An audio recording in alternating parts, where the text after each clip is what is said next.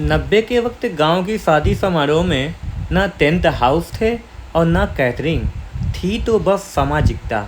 गांव में जब कोई शादी ब्याह होते तो घर घर से चारपाई आ जाती थी।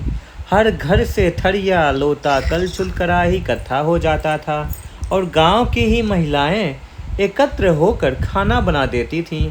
औरतें ही मिलकर दुल्हन तैयार कर देती थीं। तब डीजे रमेश डीजे राजू जैसी चीज़ नहीं होती थी और न ही कोई ऑर्केस्ट्रा वाले फूहड़ गाने। गांव के सभी चौधरी टाइप के लोग पूरे दिन काम करने के लिए इकट्ठे रहते थे। हंसी ठिठोली चलती रहती और समारोह का कामकाज भी। शादी ब्याह में गांव के लोग बारातियों के खाने से पहले खाना नहीं खाते थे, क्योंकि यह घरातियों की इज्जत का सवाल होता था। गांव की महिलाएं गीत गाती जाती और अपना काम करती रहती। सच कहूँ तो उस समय गांव में सामाजिकता के साथ समरसता होती थी। खाना परोसने के लिए गांव के लौंडों का गैंग समय पर इज्जत संभाल लेते थे।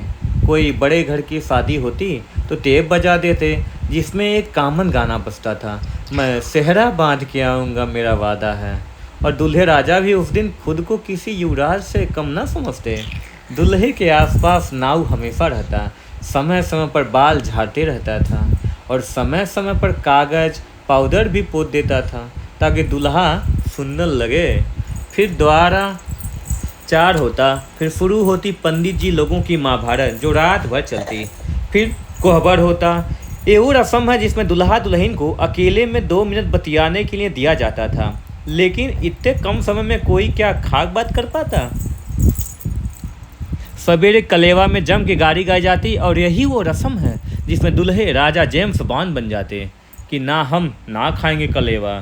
फिर उनको मनाने कन्या पक्ष के सब जगलर टाइप के लोग आते। अक्सर दुल्हन की सेटिंग अपने चाचा या दादा से पहले ही सेट रहती थी और उसी अनुसार आधा घंटा या पौना घंटा रिसियाने का क्रम चलता और उसी से दूल्हे के छोटे भाई सहबाला की भी भौकाल टाइट रहती। लगे हाथ वो भी कुछ न कुछ और लहा लेता।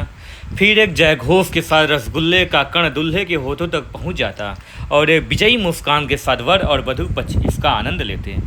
उसके बाद दूल्हे का साक्षात्कार वधू पक्ष की महिलाओं से करवाया जाता और उस दौरान उसे विभिन्न उपहार प्राप्त होते, जो नगद और श्रृंगार की वस्तुओं के रूप में होते। इस प्रक्रिया में कुछ अनुभवी महिलाओं द्वारा काजल और पाउडर लगे दूल्हे का कौशल परीक्षण भी किया जाता और उसकी समीक्षा परिचर्चा विवाह बाद आहूत होती थी और लड़कियां दुल्हा के जूता चुराती और 21 से 51 में मान जाती। इसे दुल्हा दिखाई कहा जाता था। फिर गिने चुने बुजुर्गों द्वारा मारो विवाह के कर्मकांड हेतु निर्मित अस्थायी छप्पर हिलाने की प्रक्रिया होती। वहाँ हम लोगों के बचपने का सबसे महत्वपूर्ण आनंद उसमें लगे लकड़ी के फुग्गो तोता को उखाड़ कर प्राप्त होता था और विदाई के समय नगद नारायण कड़ी कड़ी 10-20 रुपए की नोट, जो कहीं 50 रुपए तक होती, वो स्वर्गिक अनुभूति होती कि हालांकि विवाह में प्राप्त नगद नारायण माताजी द्वारा 2-5 रुपए से बदल दिया जाता था। आज की पीढ़ी उस वास्तविक आनंद से वंचित हो चुकी है। लोग बदल रहे हैं, परंपरा भी बदलती जा रही है। आगे चलकर यह देखने को मिलेगा कह नहीं सकते, अब तो विधाता जाने, लेकिन जो मज़ा उस समय में था अब देखने को नहीं मिलता है।